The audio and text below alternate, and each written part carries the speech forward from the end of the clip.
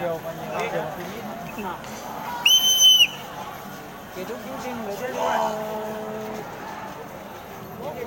đấu giải không? Sau chương trình đấu giải.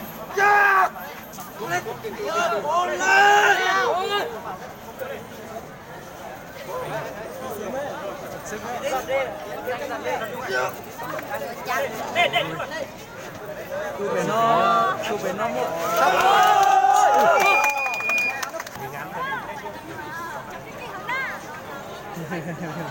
Này hàng cân bao nhiêu? 60.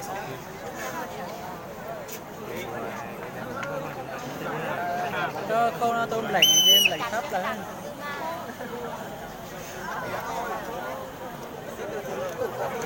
kia thứ dài chưa? Chụp ba kia. Lên nào. Ngồi sau dịch ra tí. Như gãy nó đau ôm mặt đấy rồi.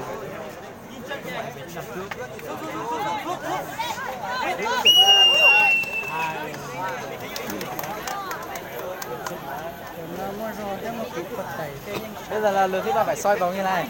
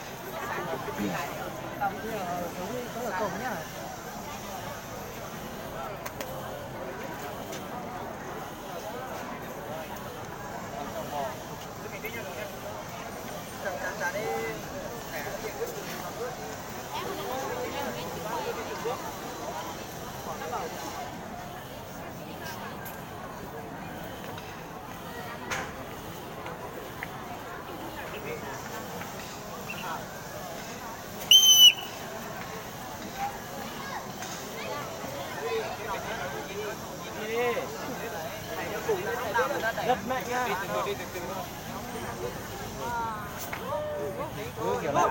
Cô đây lên.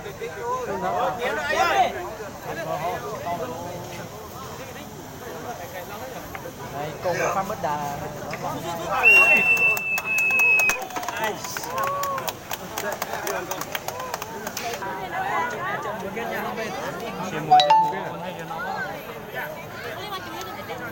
Anh cho một người đi.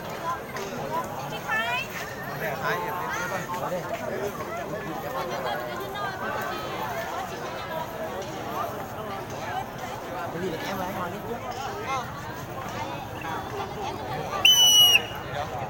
Cố lên Thành ơi, cố lên. Thôi Thành cái này.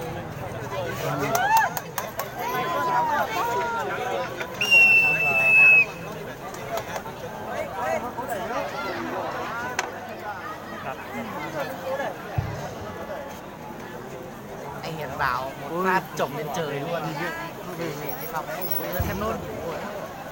Nhưng mà không đẹp quá. Em trả đầy đủ.